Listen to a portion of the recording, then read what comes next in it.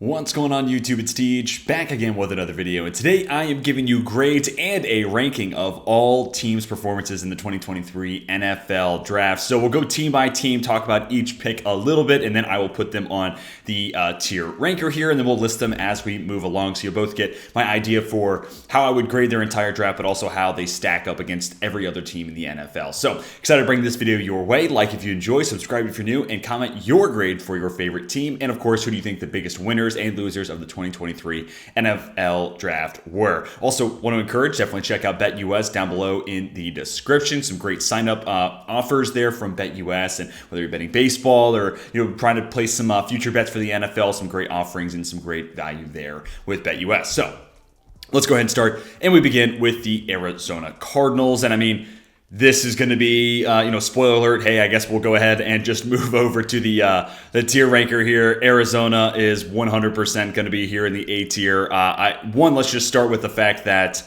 they next year have 2 firsts, 2 seconds, if memory serves, 3 thirds, a couple fourths. Like, they did so much this year to set up the 2024 draft to be a huge success. And then on top of that, you just look at the players that they have here. Paris Johnson Jr. And if you think about that as one move from 3 to 6, garnering a future third and a first, that's an awesome value. And they get a guy that they definitely liked and could definitely be a starter for them. B.J. Ojulari, you guys know I'm a big Garrett Williams fan. Michael Wilson, also fantastic value and makes a lot of sense as a DeAndre Hopkins replacement. And just for reference throughout this video, your first 3 rounds are what I'm going to be grading the most heavily on, and that's where I think they hit home runs. But also, just down the board, John Gaines can be a plug-and-play starter there in the 4th round. Owen Pappoe brings a ton of speed, intrigued by at least, what he could develop into. And then Keitrell Clark, I mean, maybe he's biased, he went to the same high school that I went to, but I think he could easily become a solid slot corner for them. So, I'm just looking at value all up and down this draft, plus a bunch of future draft capital garnered. I mean, it's hard not to love what Monty Austin-Forth did in his first year as the GM. All right, on to the Atlanta Falcons. Bijan Robinson, I love the player, but at pick 8, I just can't get behind that, honestly. And it's them getting better at a strength that really doesn't move the needle for wins and losses here. So, again, love the player. And, hey, if you're in dynasty leagues, easy number 1 overall selection here. He's going to have volume, receiving ability, touchdown production. I mean, he's going to be a stud when it comes to fantasy football. Matt Bergeron I actually do like, him as a guard, as an Elijah Wilkinson replacement, makes that strength even better. And I also think he's a solid pass protector. So where Bijan enhances the run game, I think Bergeron does a little bit of both. Zach Harrison, I thought that was good value. And then Clark Phillips, actually, I think could be a really solid nickel corner. Now they just need Jeff Okudah to be that guy there on the outside. And maybe they ultimately bring back Casey Hayward. I thought he would go to Indianapolis, but we're going to talk about the Colts in just a little bit here. So the Falcons, to be honest with you, I wasn't really crazy about this draft. Clark Phillips, I think, was good enough value. They'll probably end up being lower end of C tier, but we'll see. We'll go back through at the very end, and maybe I'll change my mind. They may well end up being D tier, but for right now, let's put them in the C tier. And now let's move on to the Baltimore Ravens. Zay Flowers, I graded that an A in the day 1 video. Trenton Simpson, they only had the 1 day 2 pick. I thought that was A value. Kai Blue Kelly wasn't a guy I was super crazy about, but in the 4th round and him going to Baltimore, this player development factory, I could easily see him being a starter sooner rather than later. And then Andrew Voorhees, I mean, look, I know he tore his ACL at the Combine, but it sounds like his timetable is going to have him ready by fall. And I think once he's healthy, he's a plug-and-play starter. So, this is just another one of those Ravens types of drafts where they just continuously have a smart process and put together really, really nice results. Right now, I'll go B tier, and this is where I will take into account how much draft capital you have versus, in the grades videos, I'm just kind of picking, and taking each pick for what it is as opposed to what you don't have. Here, when it comes to ranking, I do feel like that plays a factor here, and I'll put them in right now. They'll be high in B tier, but they may move up into the A tier by the end of the video. But we will come back to that. All right, next up is Buffalo. Dalton Kincaid, add another pass catcher, and I think where they were on the board, he was the best pass catcher available. So I don't hate that selection whatsoever. And him plus Dawson Knox gives you a different offensive setup.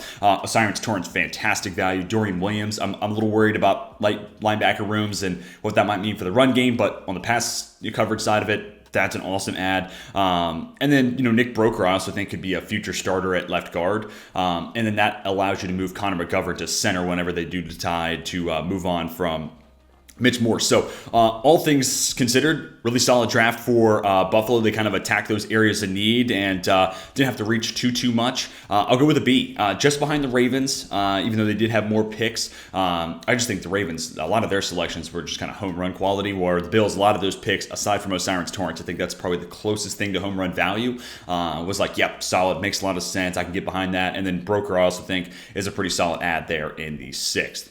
All right. Next team we're going to talk about is the Carolina Panthers. Bryce Young, you're starting out a strong foot there, right? That's an A selection. I like Jonathan Mingo, and I don't mind the value of where they took him at 39. DJ Johnson, a little bit of a head scratcher, but I really like the value of both Chandler Zavala and Jamie Robinson, two guys that, Zavala was a late kind of a big riser in this process, and then Jamie Robinson, if not for the athletic testing, I think goes a lot higher than this, and he was already one of my guys. So, yeah, all in all, I think this was a really solid draft class. I'm a little head scratched by DJ Johnson pick, so I don't know. You could give me an argument where these two should be flipped, but for right now, I'll put Carolina just behind Buffalo. But again, we'll go back through at the end of the video, and we'll see how maybe my thoughts change as I talk about these classes.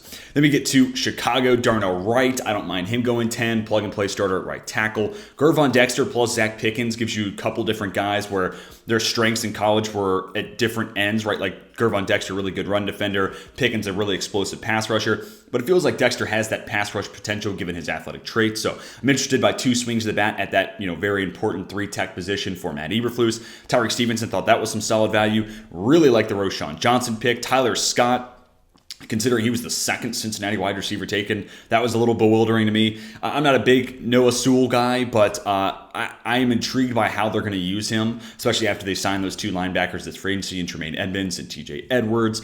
Terrell Smith, I thought, was a really good value play, solid athlete, good length. Don't mind them double dipping there at corner. You can never have enough of those guys. And then the rest of the names aren't too much of a needle mover. So yeah, I think this was a really, really solid draft for Chicago. So going over to the tier ranker, man, this is where it gets really, really tough. And just so, because this is about to be another team that goes in the B tier, I'll put them just ahead of Buffalo. Granted, I do want to just preface too, I probably should have said this off top, I tend to be a little bit more on the optimistic side, as opposed to pessimist. So if you're looking for me to shit on all these picks and give a bunch of bad grades, they're going to be bad grades here in this video, but not like I'm giving every team an F or anything like that. I do lean towards the more positive, optimistic, glass half full type of outlook. But obviously with some time, we'll kind of go back through, and I plan on doing some regrades and redrafts of prior draft classes. So we will kind of get some more of those thoughts and see how some picks maybe didn't ultimately work out as well as maybe at first we thought they could. Anyways, let's move on to Cincinnati. And yeah, this is going to be one of those better draft classes that I really, really liked what Cincinnati did. Miles Murphy, gave that an A in the first round grades video. I just think that's fantastic value, and it's them future-proofing the roster and getting a potential starter in a year or two's time. DJ Turner, I think, could be a plug-and-play guy. I love his versatility. Jordan Battle, to me, makes a lot of sense as a Von Bell replacement. Charlie Jones makes a lot of sense as a Tyler Boyd replacement. And again, the theme stands out where, dude, they're doing such a great job of drafting 2 to 3 years down the line where they don't have holes popping up all that often. Instead, their draft classes are kind of naturally filling those holes with time. And then Chase Brown, same sort of deal where it's like this guy could easily be a Joe Mixon replacement. Chase Brown plus Chris Evans, I'm really intrigued by that. Andre Yoshevich giving me shades of Auden Tate as wide receiver 4 for Cincinnati. And then the rest of the guys aren't worth really talking too much about here. But man, Cincinnati, I feel like they're kind of underrated in this standpoint because I don't really see a whole lot of people putting them in the A tier, but I think I will. Honestly, this was a really, really strong draft for a lot of AFC North teams. Really, I think all 4 teams did a really solid job taking advantage of the capital that they had at their disposal. All right, leaving Cincinnati, let's talk about Cleveland. It's another one of those, obviously, AFC North teams. And this is where I have to kind of take into account what picks they had, right? Cedric Tillman's your first pick. Maybe I would have preferred Hyatt, but Hyatt was taking the pick before this, so nothing you could do there. Wanted them to add another wide receiver. That they did. Siaki Ika, I'd been mocking that over the last few mocks. It just made a lot of sense to pair him up with Dalvin Tomlinson, so I like them continuing to address IDL. DeJuan Jones is fascinating because you also have James Hudson, who they drafted from Cincy a couple years ago, but the value there was just too good. Now, do I think he needs to lose 15, 20 pounds to really feel like a great fit in that zone blocking scheme? Yeah, probably, but he also given his size, he's not Daniel Falele, where like this guy is going to stick where he is and that's it. Like he has more movement skills than that. Now Falele is a very, very low bar to surpass. So intrigued to see what they do with Jones and his body in specific. Isaiah McGuire, I really like him, as a developmental edge sitting behind Ogbonnaya Okoronkwo to start. Really thought that was some solid value. And then Dorian Thompson Robinson feels like a really solid Deshaun Watson backup. In the case of an injury, he's a guy that allowed you to play that same offense. Cam Mitchell, really solid value here, and I thought a guy that could easily go early fourth round and be a plug-and-play starter for a team that's really light on corner talent. And Cleveland has had a great track record of developing these corners and drafting and identifying these corners, at first. So really excited that they took Cam Mitchell, because that makes me feel that much better that he will be this day 3 sleeper. And then Luke Whippler. I mean, I don't know what his fall was all about, but to me, on paper at least, this is a easy Ethan Posich replacement in a year's time. So they didn't even have a first or second round pick, which, it's like, what could, how does that affect the grade here? I think it does just a little bit, because, man, I look at this class and I'm like, how much better could it have been with a first or a second rounder? But that being said, I think they maximized the value of every other pick they had. So I'm going to put them at the top of the B tier, may even move them into the A. Again, I think the AFC North, all 4 teams knocked it out of the park this NFL draft cycle. Then we get to Dallas. This is going to be where we start to get a little bit more middle of the pack territory. I like Mazi Smith, and honestly, Mazi Smith was my IDL 5, Keanu Benton was 4, and Brian Brzee was 3. But I think all 3 of those guys landed in the right spot, despite it being Mazi first, then Brzee, and then Benton. So it went against my ranking, but I think their landing spots was kind of the right spot for all 3 of them. So I don't mind Mazi Smith there at 26. Schoonmaker, I didn't really love that pick. Felt like they could have gone elsewhere. DeMarvion Overshown is one of my guys. Love him. Off-ball linebacker 5, but he is a developmental piece, so I'm interested to see how long that takes. And then really the only other name worth talking about here is Deuce Vaughn. I am fascinated to see what him and Pollard could do as a 1-2 punch. And of course, it's a great story to see, his dad be able to make that phone call and, share that moment with his kids. So, I mean, I think a really solid draft. I don't necessarily know if it, it puts the Cowboys over the top or anything like that, which I think, if the draft broke in just the right way, Dallas had that potential. I'll go high-end C tier, maybe low-end B. We'll come back to that, but like the picks, especially Mazi Smith, and I think putting more weapons around Dak, Deuce Vaughn, his receiving ability, plus Tony Pollard, that could end up being a very sneaky day 3 ad once we look back at this year's draft. All right, then we're moving on to Denver, and another team that didn't have a first-round pick and was kind of light on capital in general. Marvin Mims, I'm really interested to see what that means for, KJ Hamler, and is Jared Jeudy playing on the outside? And then also, is Jeudy on the move in general? Because it seems like they like Patrick, or is Sutton on the move, So there's still some stuff to be figured out in that wide receiver room, but I don't hate where they took Mims, but it was ahead of Downs and Tank Dell and maybe some other wide receivers I would have preferred. Drew Sanders feels like a perfect Vance Joseph linebacker. They already had Baron Browning there, but I kind of think they're going to keep Browning at edge, and then Drew Sanders is going to be the guy who blitzes from the middle, which is something Vance Joseph likes to do. Moss is a weird scheme fit. I don't know how he fits into this. Shorter arms and a man press, heavy defense. To me, he's a very zone specialist type, but solid speed and athleticism. Specifically the arm, like that made that kind of a weird ad. And also, he didn't play a whole lot of man at college, so that's going to be a learning curve for him to overcome. JL Skinner, not a bad player whatsoever. And I'm intrigued to see if he ends up being that starting strong safety partnered with Justin Simmons, who I think can play both. But if Simmons can play free, I kind of like the idea of Skinner playing some strong safety, and then Alex Forsyth. Not a bad pick whatsoever there in the 7th round. So, not the craziest draft. Really, I wasn't high on Drew Sanders. He was my linebacker 4. But that being said, I kind of like that as the best pick of the bunch there for the Broncos. So I'm gonna put them right behind the Falcons, maybe just ahead of them once we come back to this, but kind of right there in that same tier. So there's not a whole lot of difference between those two teams, in my opinion. I think maybe the Falcons added a little bit more, but they kind of added more in the run game to where it's like, does that make the team that much better? Versus the Broncos, they added in spots that may have a bigger impact, but I am a little, befuddled about some of those fits and then where Marvin Mims kind of comes into play in that wide receiver room. Anyways, let's move on to Detroit. This feels like the biggest team that I could have a long tangent on because, first round grades, I didn't give it a good, value pick for Gibbs or Jack Campbell, and Lions fans let me know, and I figured they would. And I love the feedback I got from Lions fans and their thoughts in that first round. This is a different video, though. This is just me saying, hey, the Lions had X amount of picks, and these are the players they came away with. Yes, do I wish the value was more aligned first round? But of course I do. But if you just kind of shook up the order a little bit, and it was, Brian Branch at 12, Gibbs at 18, Campbell to start the second round, Hendon Hooker, and then Laporta.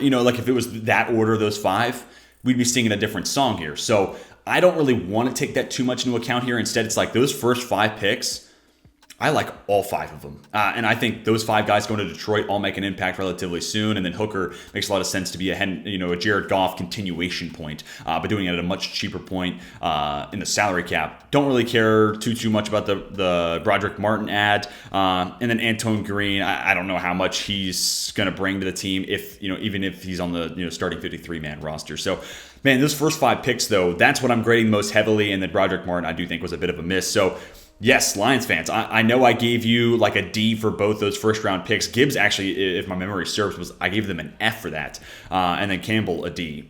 But this may surprise you. I'm going to put you in the B tier, even above Carolina. I think I look at those first 5 picks and I'm like, I like that Detroit added all those guys. Now we're just going to have to wait and see, especially the impact of that linebacker running back tandem in the first round. Does that take this team from 9-8 to 11-6?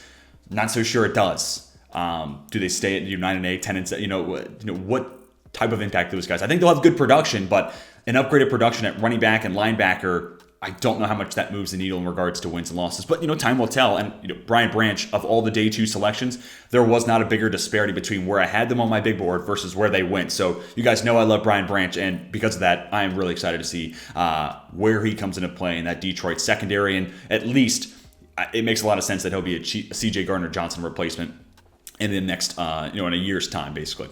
All right, now let's move on. Next team we're going to talk about here after Detroit is Green Bay. So now we're fully into the NFC North. And yeah, I thought this was a solid draft for Green Bay. Van Ness, I didn't mind him being the pick at 13. That felt very Gutekunst. I know that kind of rubbed a lot of Packers fans the wrong way, but this is them sticking to their trends. And then I said, day 2, I expect them, specifically in the second round, load up on pass catchers. I thought 42, 45 would both be, pass catchers, tight end, wide receiver. We did get that. I thought it'd be Musgrave and Downs, so a little bit different here. I thought Reed could have probably been there a round later, but I don't hate them adding him as a slot wide receiver. And to me, that was the one missing spot they had in the wide receiver room, is that who's going to be that slot guy they can lean on and depend on. And then Musgrave plus Tucker Kraft, the Packers like double dipping, and it feels like one of those 2 guys can be a reliable starter. And then maybe they also, dip their toes into some more 2 tight end sets. That'd be interesting to see if Matt LaFleur wants to do that. Kobe Woolen, I think, is a really solid interior defensive lineman. Same thing for Carl Brooks. I was really surprised. Look, I know he comes from Bowling Green, but him to fall all the way to 6th round after what he put together at the Senior Bowl, that was a little surprising for me. But also adding a Woolen who's a solid run stopper, and then Carl Brooks, who profiles probably better as a pass rusher.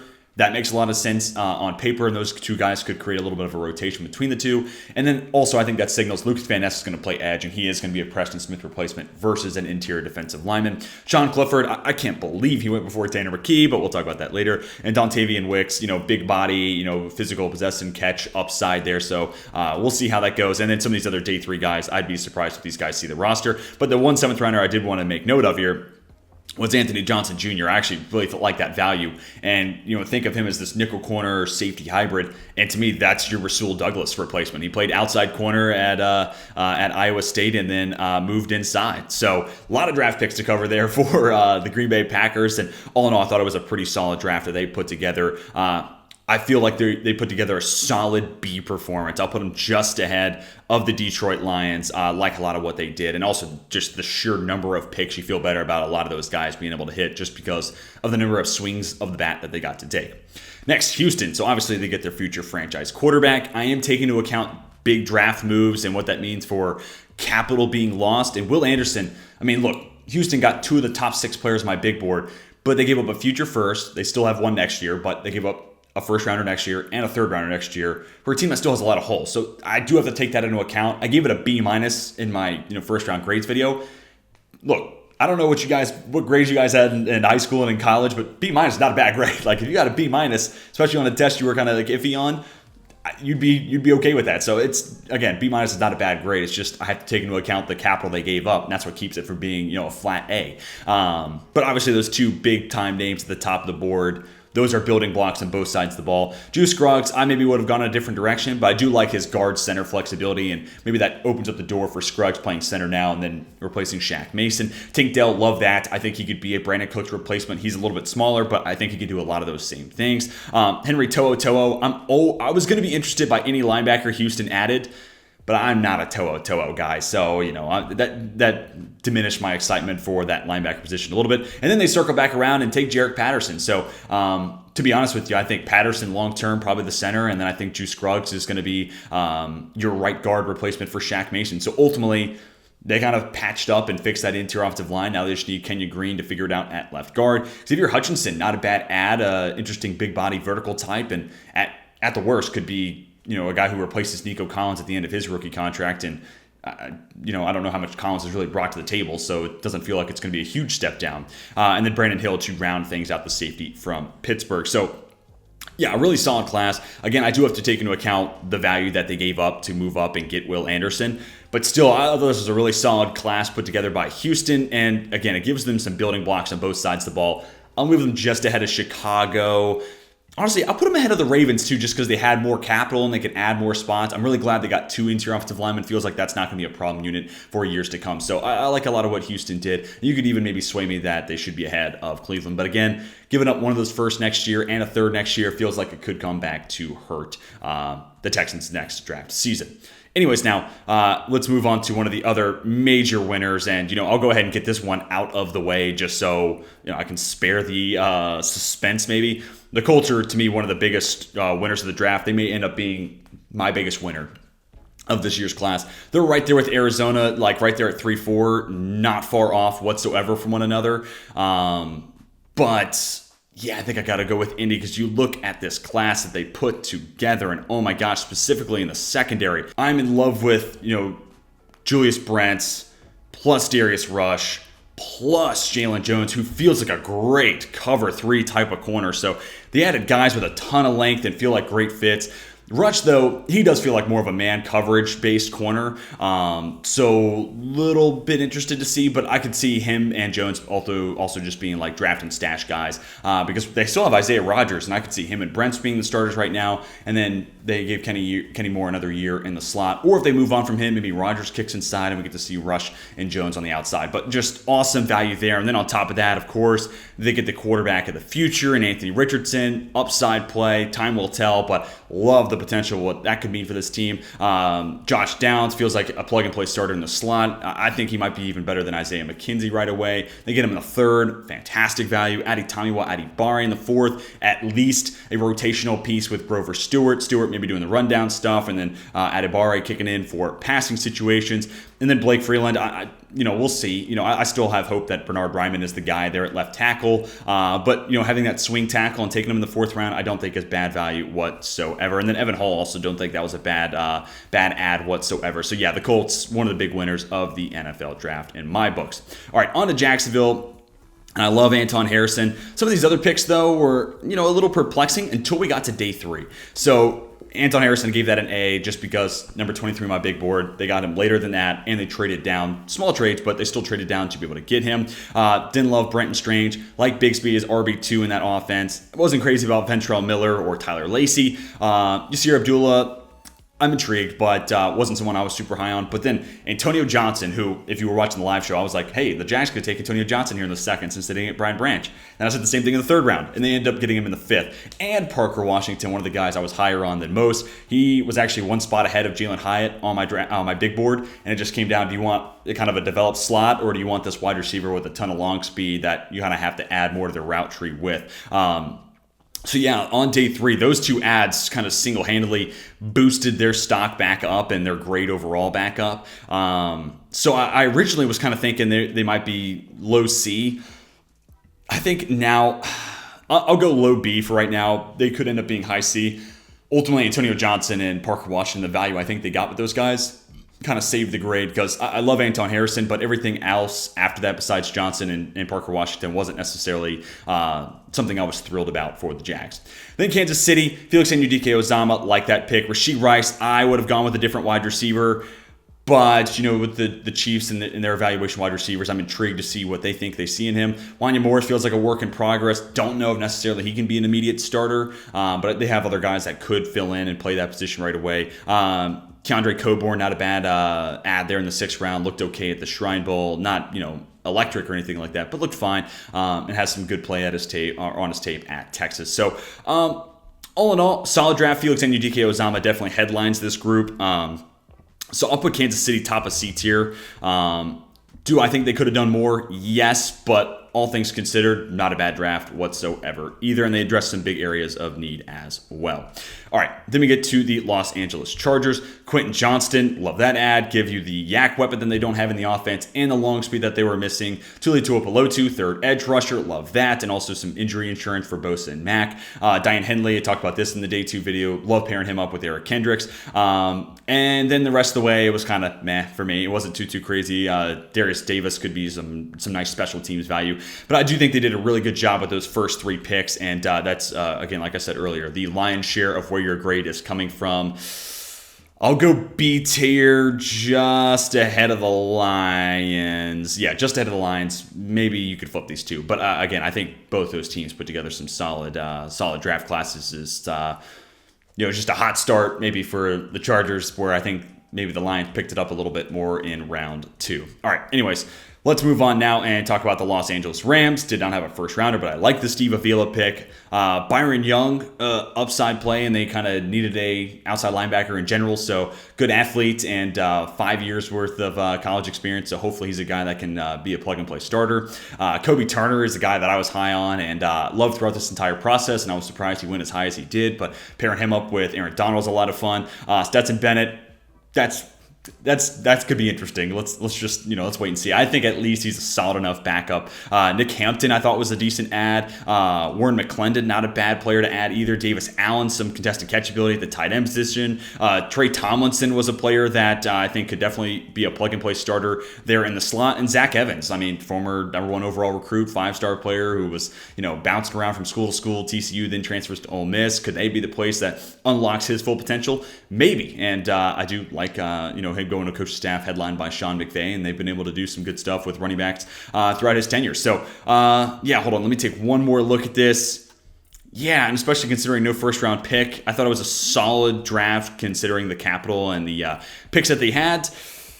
I'll go low B tier, just behind Jacksonville, and maybe you could convince me that they should be a little ahead of Jacksonville, but yeah, all in all, solid capital and solid draft results there for the Los Angeles Rams. Then Miami, no first rounder, but Cam Smith, Devon Achane, those two guys.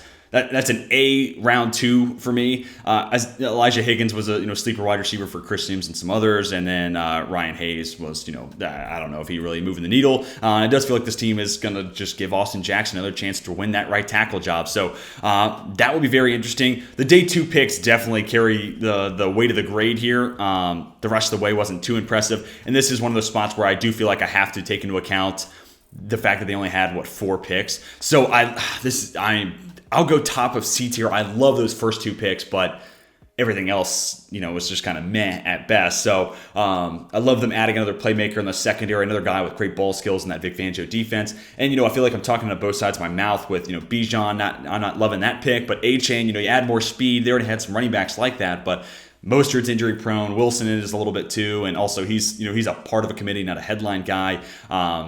And you drafted Achane in the 80s versus you drafted Bijan at 8. And I think that has to be a part of the equation too. So I'll go top of C. Actually, I'll put Kansas City maybe. Well, I don't know what that was about, but I'll put them just ahead of Kansas City right there in the C tier. Yeah, I think that's a solid place for them to go. All right, anyways. Let's move on now. Next team is the Minnesota Vikings. So they drafted a pair of Trojans to start, followed up with a pair of LSU Tigers, Addison Blackman, then Jay Ward and Jaquelin Roy. And I wonder with Brian Flores coming over if he looks at Jay Ward as this poor man Siobhan Holland, this guy I can move all over the field, do different things with. I'm kind of intrigued by that landing spot for Ward. Jaquelin Roy, I think, is a solid player. Maybe didn't have the most insane game-breaking, game-altering type of season I thought maybe he had. He could have had this season, but he was solid against the run and was a solid pass rusher at LSU playing in the SEC. So I think he'd be a plug-and-play starter on the inside. Jaren Hall is a swing of the bat. And I love the Dwayne McBride pick. I really think he could be a starter for them next year. We'll see what happens with Dalvin Cook and Alexander Madison, but I'm also a Ty Chandler guy too. So I could see McBride and Chandler being the two lead names in that committee in future years for Minnesota. So all things considered, pretty solid draft for the Vikings. I'll go just behind Kansas City. Again, I like Addison a good bit, and I like the value of McBride and Roy, and I'm intrigued by Ward, but wasn't crazy about Mekhi Blackman, and Jaren Hall is just simply a swing of the bat. The picks that I like, I think all can be solid starters and contributors for them, but I don't know if any of these guys end up being superstars and take and move the Vikings into for sure leaders of the NFC North, which was going to be tough for them to do considering they didn't have the most insane amount of draft capital and draft assets, which they maneuvered around the board to even have as many picks as they ultimately did have. New England, love the Christian Gonzalez pick, the trade down and still get, my cornerback one. Keon White, Marte Mapu definitely feel like New England type of selections, but that's a little bit of a TBD. I am interested to see where their potential takes them. Jake Andrews, nice interior offensive lineman add. Same thing with Sidney Sow and Antonio Mafi. And then Kayshon Boutte. I love that the draft community was like, if there's one place Boutte could go and we start, getting optimistic about his upside again, it'd be like New England with Bill Belichick. And, single-handedly it feels like the draft community willed this into existence. Demario Douglas, interesting big body add there in the 7th round. So, solid class, but really it's headlined by the upside that comes with Christian Gonzalez. But other than that, I don't know if there's a whole lot here. And with some time, we'll see. Maybe Mapu is exactly what New England's looking for. Maybe Keon White is exactly a New England type of edge rusher. But I'm just not sure of it right now. I'll go C, which kills me because, again, I love that Christian Gonzalez pick, and I should be weighing that first-round pick heaviest. Actually, because of that, I'll move them up ahead of the Cowboys and the Vikings. But you know what? Honestly, even ahead of the Chiefs. Their first-round pick was awesome, but I think the rest of the draft, we'll kind of wait and see. And you could maybe convince me to put them ahead of the Dolphins too, but I love Cam Smith and Devon Achane added to that roster. All right, leaving New England, let's go talk about New Orleans now as we start getting down to the last handful of teams. Brian Brzee felt like a very New Orleans Saints type of guy. Foskey as well kind of felt like a really solid Marcus Davenport replacement. Kendre Miller, I think that could be the opening of the door to post Alvin Kamara life in New Orleans. Salvaderi, intrigued by how he fits in the mix, and a lot of people like him better at guard. I am lower on Andrus Peat than most New Orleans fans specifically, but maybe he's an eventual replacement there in a couple of years' time. Jake Haener, this shades of Ian Book, but maybe a slightly better prospect. A.T. Perry though in the 6th round, really solid ad. I think good value with big body, 4.47 speed, can push the ball deep down the field, but also can work that slant. Kind of has that poor man's DK Metcalf type of route tree and athleticism and kind of traits working in his favor. So don't hate that ad whatsoever. All in all, man, solid class, and they didn't have that huge move up that took this draft class down to just like 4 picks to be made, which I do appreciate them being a little bit more hesitatant and respectful of the draft capital that they had. I'll put them just ahead of Minnesota here in the C tier and just behind Kansas City. Wanya Morris, the more I think about day 2 here, the big reason I like Kansas City's haul is because Kansas City took them versus where I stand on those prospects. So I'll put the Saints just ahead of KC. All right, next team we're going to talk about is the New York Giants, and this is going to be another A grade here. Deonte Banks, John Michael Schmitz, Jalen Hyatt, AAA. And I don't mean that for the car, recovery place or anything like that. And then Eric Gray, I also think, could be a solid contributor and a good piece of that committee in the running back room. Now, the rest of the picks weren't, anything really to write home about, but those first 3 picks are all A grades for me, and I think Eric Gray is actually a solid add as well. So I'm going to give the Giants an A. Like I said, I'm in love with those first few picks. They're going to be the lowest of the A tiers, A grades here, but still really love what Joe Shane and Brian Dable have done this offseason. All right, leaving the Giants, now let's talk about the Jets. And of course, you get Aaron Rodgers. That's the most important move they made this offseason. I'm also going to do an offseason updated tier ranking, so it'll be fun to talk about the Jets in that video. But Will McDonald definitely feels like a New York Jet, Robert Saleh type of ad. And I wonder if they move John Franklin Myers to the inside, so that way they can get Jermaine Johnson and Will McDonald on the field a little bit more. And Franklin Myers has played mostly outside, but has a few snaps a couple years ago at the B gap, and I wonder, because we were talking about maybe there's some IDL fits that make some sense for the Jets, and maybe it's just moving 6'4", almost 290-pound John Franklin Myers next to Quinn Williams on the inside. I think that could work. Tippmann, long-term center ad, and I think they got him in a good spot there in the second. Carter Warren, not a bad like backup tackle, swing tackle type, really good pass protector, which I think will be awesome for a team that's going to try to win it through the air with Aaron Rodgers. Now, on that note, Izzy Abanikanda, and now this running back, I like where they got Abanikanda, by the way.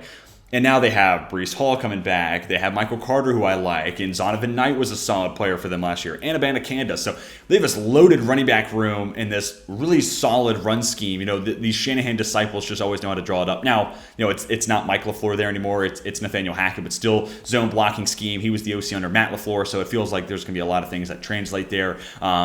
Now, I don't know how big of a workload he's going to have, but I do like that fit, that home run ability, and that blocking scheme, that run scheme in general is always fun. And then Zach Kuntz. I think this guy could eventually become a starter. I mean, they have 2 more years of Uzama and Tyler Conklin, but next offseason, those become very cuttable contracts. So I think one of those 2 guys could be on the move, and maybe we get to see Zach Kuntz there. But yeah, all in all, pretty solid draft put together by the New York Jets. I'll put them firmly in the B tier. I'll put just behind the Lions. All in all, had the Jets added maybe a Brian Branch, maybe that could be enough to sway me, as he was one of my favorite players in this year's class. Anyways, let's move on to the Philadelphia Eagles, and I'll spare the expense here once again. This is going to be an A tier, and I'll be relatively quick with this one because there's not much I can say about Philadelphia that hasn't been said already. I'll put them just ahead of the Eagles, but kind of revisiting their class. Obviously, round 1 was a huge win, adding 2 Georgia Bulldogs and Jalen Carter, as well as Nolan Smith. And then after that, Tyler Steen, I thought was like a B-level pick, and then Sidney Brown, B+. 2 guys who I think could start right away. Certainly Sidney Brown, maybe Tyler Steen if he makes the flip to right guard. Kelee Ringo, that's an A pick, fantastic value, and I'm obviously higher on Tanner McKee than most, so love that they got him. How he fits in the mix, I'm not entirely sure because he's a very different player than Jalen Hurts. And then Moro Ojomo, one of my guys. I loved him as an IDL prospect. So for him to fall to the 7th round, clearly I'm higher on him than just about everyone across the rest of the world. But I'm okay with that. I thought he had really good production and very translatable body and athletic traits. So I like Ojomo a ton. And you know what? Honestly, in retrospect, I'm going to put them just ahead of the Colts. I'll move them ahead of the Colts. I do love a lot of what Philadelphia did, especially that Kelee Ringo and Moro Ojomo kind of finish to the draft on day 3. Yeah, love a lot of what they did throughout this NFL draft, and Howie Roseman continues to be a king. And then we get to the Pittsburgh Steelers, obviously my favorite team, so I'm going to try to not be too biased here. Broderick Jones, not my favorite tackle, but a position of need, and it only took a 4th-round pick to move up and go get him ahead of the Jets and trading places with New England, so like that. Joey Porter Jr., that's an A value. Do worry about what that means for that secondary and what type of scheme they're going to play, but obviously Steelers fans are excited. His dad, a former Steeler, that's a great storyline, but also it's interesting the value of the player is a good ad. Keanu Benton, I think this is a great landing spot for him to go, and the exact type of D tackle Pittsburgh's looking to add. Darnell Washington had the knee injury kind of push him down the board, but as a second tight end and a great blocker, this is making Najee Harris very, very happy. Nick Herbig, I knew was a guy that Pittsburgh was going to look to add, and I almost mocked with the Steelers in the 3rd round of my final mock, and they end up getting him in the 4th, so I'm not a big Herbig guy, but they have his brother in the roster, which, Pittsburgh just loves drafting the brothers of people already on the roster, but also Nick Herbig in the 4th round, even as someone who's not crazy about him, I think that's worth taking a shot on him. And Corey Trice in the 7th round, I mean, the ultimate size, speed, upside play here at corner, and he has good tape. Now, obviously, he's also coming off a groin injury this past year at Purdue, so definitely got some injuries to work through, but if he works out, that is going to be one of the biggest sleeper picks of this year's draft, and love that the Steelers got to add him and double dip there at corner. So, yeah, Pittsburgh, A tier. I'll put him just ahead of Indianapolis and maybe just behind Philadelphia just because I'm not entirely sold on Broderick Jones, but I think with some development, you clean up the hand placement, he could certainly be one of the better tackles in this year's class, but very excited as a Steelers fan for what Omar Khan put together. All right, on to the Seattle Seahawks. This is going to be another, high ranked draft class. It starts out with 2 fantastic first round picks, 2 A picks to me. Devin Witherspoon fits that, culture and mentality, and he feels like a Pete Carroll guy. Gives you that other guy on the opposite side of Tariq Woolen. Jackson Smith-Njigba. Both these guys also high floor and immediate contributors for a team that I think, is right back in that playoff conversation. Obviously made the playoffs last year. And I think Seattle's actually the exact argument I want to make for why I didn't like the first round for the Lions, because add Gibbs, add Campbell, that team goes from 9-8 to 9-8 again, maybe 10-7. Seattle at 9-8, add these 2 guys, I think, to become an 11-6 team pretty comfortably. Like, I love these additions. I think it moves the needle more than what the Lions got. Also, positions of higher, position value. So maybe that skews my thoughts a little bit. Didn't love the Charbonnet pick. Hall was fine value for me. Bradford, good mover of people, developmental guard for them, where I do think they can get better with some time. Mike Morris is an intriguing fit. Olusegun Oluwatimi, I think, can be a plug-and-play starter at center. His movement skills aren't always, the best, but I think he has enough athleticism to make it work. And for whatever reason, it kind of felt like it just wasn't always a strength. I don't know. It's kind of hard to quantify there. But I think he is a good zone blocking fit there in Seattle at the center position, where they were looking to find a starter. So now we move on to the tier ranking, and I love a lot of what they did. There's certainly some misses there. I'll put them just behind Houston, maybe. If maybe some of the day 2 and day 3 picks were, just some different names, this team easily could have been in that A conversation in this year's class. All right, next up, we're going to have the San Francisco 49ers, and this is going to be, now we're getting to the spot where 2 of these next 4 teams are going to be pretty low grades for me. Jair Brown, wasn't somebody I was super high on, but I think could be that Jimmy Ward replacement. Jake Moody, you drafted a kicker in the top 100. He may be a good kicker, but you also just traded for a guy, so I don't know. Cameron Leatu, you don't always have the draft for need, but I also don't think Leatu was BPA. So I don't know, that pick just kind of confused me. And then down the rest of the board, D Winters maybe is someone I like and I'm intrigued by, but also smaller, lighter. And I don't know. I think honestly, San Francisco probably had my least favorite draft class, and I think they're going to be my lone F. There might be another team that joins them here in just a little bit. Sorry, San Francisco fans. I just was not very pleased with what they put together. But I don't want to drone on too much, so we'll go ahead and move on pretty quickly. And we get to the Tampa Bay Buccaneers. Like Kalijah Kancey, thought that was a good B add. Cody Mauch, I think, could be a starting guard if they're going to move Luke Giddicky over to tackle, which I think he'd be fine at. Yaya Diaby, get that third pass rusher and a very explosive one at that. And then Payne Durham, Trey Palmer at a nice Scotty Miller replacement. All in all, I think solid work from Tampa Bay. Nothing that's like franchise changing maybe, but I think some solid works, patch up some holes, and get some good value. And I'm intrigued by what Kalijah Kancey looks like in that, right next to Vita Vea. And then what are they going to do with Logan Hall? I am very interested by that. I'll put him in the B tier just behind some of those other teams towards the bottom of it. But all in all, again, I told you I'm going to be optimistic, and I do like a lot of the ads a lot of teams have made. And I think a lot of them make sense on paper. Then we get to Tennessee. Peter Skoronski, this was an A pick for me. It felt like a Mike Vrabel guy. The value of Will Levis, my QB2. But even if he's not for you, if the Giants got Daniel Jones at 36 versus 6, even if you didn't like Jones, you'd like that pick more. And if the Patriots got Mac Jones at 35 versus 15, I thought he should have been a first rounder. But I know there were some people who saw him as a second rounder, but because he plays quarterback, it's a half round grade boost. I know Nate Tice said that exact thing. So he was a mid first rounder. His QB rankings back in 21. But all that to say, when you take that quarterback out of the first round, put him in the second, the value just automatically feels that much sweeter. So even if you're not a Levis guy, second round, you have to admit, solid place to get him. Tajay Spears feels like a potential Derrick Henry replacement. Josh Weil, we'll see. Tight end 2 behind Chigakonkwo, who I like a lot. Jalen Duncan, solid value. Just going to have to develop him as an offensive tackle because he's got everything else you want, but the play, that play that's on tape is not all that great. So Tennessee, I think, solid job. Oh, man. Where do I want to slot them in here? I think with the value of Levis plus Skoronski, I think I got to go. Specifically Levis, that quarterback pick is just getting a guy there in the second. I mean, you just couldn't pass that up. And also, Tennessee looks at Houston get a quarterback of the future, gets Indianapolis getting a quarterback of the future in that same division. They had to make a move, so I'm glad they got Levis. But I don't know. That's tough because I love Christian Gonzalez going to New England, and I love the first 2 picks Miami made. So I don't know, might have to move some stuff there in the B tier. But 2 more teams to talk about now. Next is the Washington Commanders. And wait a minute, did we skip over the Las Vegas Raiders? I guess we did. Sorry, Raiders fans. Sorry to make you wait. I didn't realize that I had skipped over them earlier on. But Tyree Wilson, Michael Mayer, I think a lot of their draft picks are some low floor guys, high floor guys. Tyree Wilson, the foot injury may kind of sway that, but I think they're getting a guy who can win with length and stop the run at a high level. And then there's upside if you clean up his hand placement to be a really good Chandler Jones replacement. Michael Mayer, again, high floor guy because of his athleticism, may not be the highest ceiling, but also a very good contested catch middle of the field worker. An underrated yak guy as well in my books. Byron Young, you know what he is. He's a run stopping D tackle, and they needed that.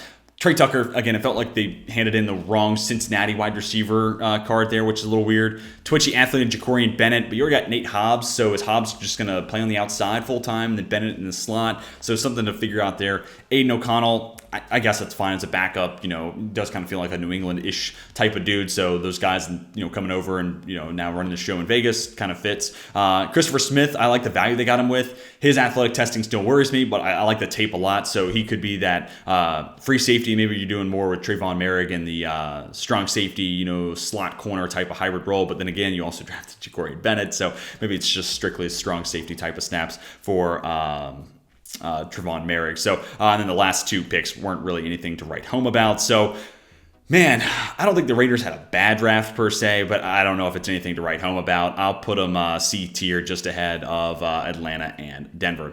All right, last team to talk about here are the Washington Commanders. And if you saw my round 1 and my day 2 highlights for Washington, I wasn't crazy about it. If you watched the live show, I was with the Commanders fan, and he didn't like it either. Forbes is fine. It could be a good scheme fit, sure, but I just can't see how you take him over Christian Gonzalez and Deonte Banks and Joey Porter Jr. That feels like you're playing Madden and you're staring down one read, and that was where the ball was going no matter what. That feels like the analogy that best fits them sticking to Forbes here, despite the board being very different than maybe what they thought it would look like. Quan Martin, I think, could be a nice nickel corner, an upgrade over Danny Johnson, but back-to-back secondary picks was a little head-scratching. Ricky Stromberg over Luke Whippler. I would have gone Whippler, but maybe they see Stromberg as someone who could also play some guard snaps. But solid draft and stash Chase Roulier replacement. Braden Daniels, probably a guard at the next level, so don't hate them finding or adding him in the 4th round. Potential Andrew Norwell replacement. KJ Henry, solid player. I like Chris Rodriguez a good bit, so adding him as that 3rd back, don't mind that. And then Andre Jones to kind of round it out. All that to say, this is probably a D for Washington. Just really didn't love a lot of what they did, and especially those early picks. Think they could have gone in different directions. And upon further review, honestly, I kind of like where everything's at. I could move things around, but the more I deliberate, the longer I drag this video out, and moving teams one spot is really not worth all that. Generally, you get the idea of where I feel about these teams, who's there in the middle, and you can always move teams 1 spot or 2 spots, but I think generally this is around the right area everyone should be in. But leave me your tier rankings, but also grades for your favorite team and maybe some of the big winners of the NFL draft as well as big losers. Let me hear all your NFL draft takes down below in the comment section. Also, maybe some of your favorite player to team fits that we got to see at the end of the NFL draft. Love to hear your thoughts down below in the comment section. Like if you enjoyed, subscribe if you're new to the channel. But that is going to do it for me. Till next time, my name is Teach, and I am signing off.